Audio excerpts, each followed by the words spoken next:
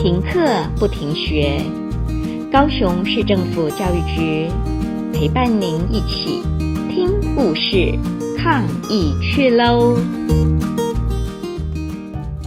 The Velveteen Rabbit. A soft and fluffy Velveteen Rabbit lived in a toy box in the boy's room. Each day, the boy opened the toy box and picked up Velveteen Rabbit, and Velveteen Rabbit was happy. Then, newer, brighter toys came into the toy box. They had special tricks. Some could move when the boy pushed a button, others bounced high. Velveteen Rabbit had no special tricks or buttons.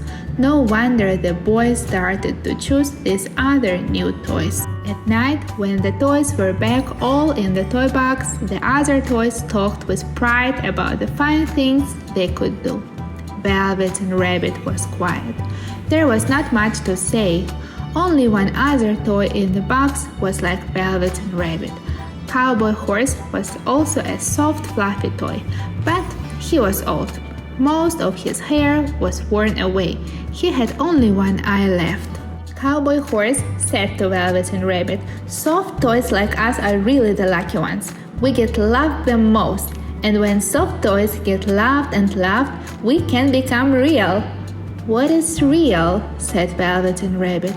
"Being real is the best," said Skin Horse. "You can move when you want to move. When you are real, if you are loved, you can show your love back."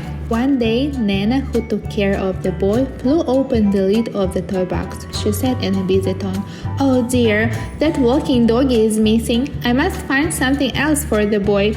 In a second, Velveteen Rabbit was plopped down onto the bed with the boy. This began another happy time for Velveteen Rabbit. Each night, the boy would hold Velveteen Rabbit close in his arms. In the morning, the boy would show Velveteen Rabbit how to make rabbit holes under the sheets. If the boy went outside to a picnic or to the park, Velveteen Rabbit would come with him too. After a while, with the hugging and holding, much of Velveteen Rabbit's fur got matted down. Its pink nose grew less pink with all the boy's kisses. But Velveteen Rabbit did not care. It was happy. One day, the boy became sick. His forehead got very hot. The doctor came and went. Nana walked back and forth in fear. Day after day, the boy stayed in bed.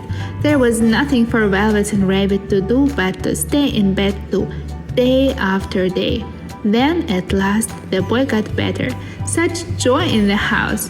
The doctor said the boy must go to the shore. How wonderful, thought Velveteen Rabbit. Many times the boy had talked happily about the shore and told of its white sands and big blue ocean. "What about this old bunny?" Nana asked the doctor.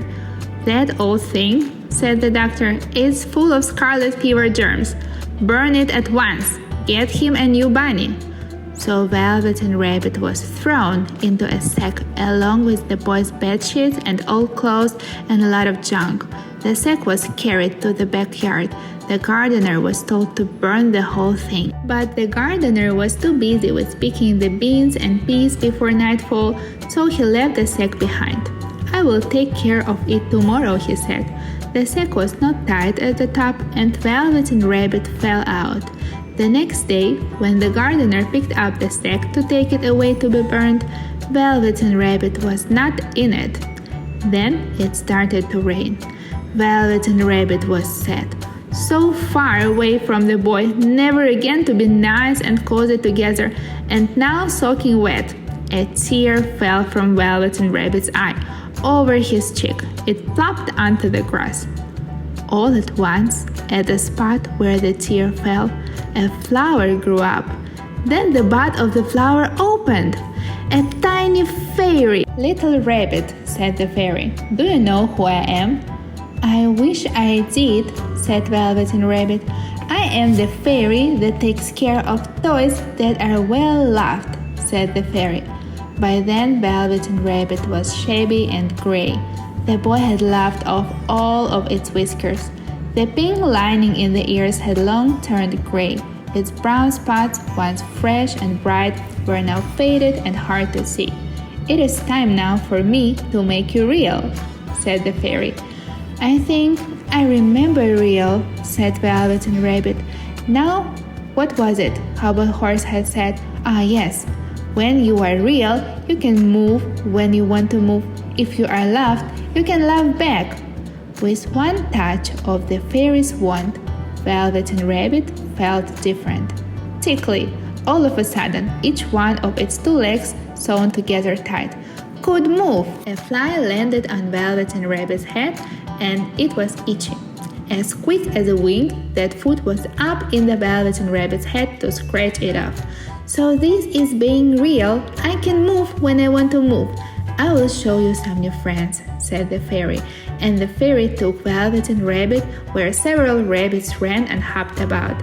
Soon they were all great friends. Time went by. The boy was back from the shore. He was all better now. One day the boy went to the backyard to play. From the trees nearby, a few rabbits hopped out. One rabbit was brown all over, and another one was all white.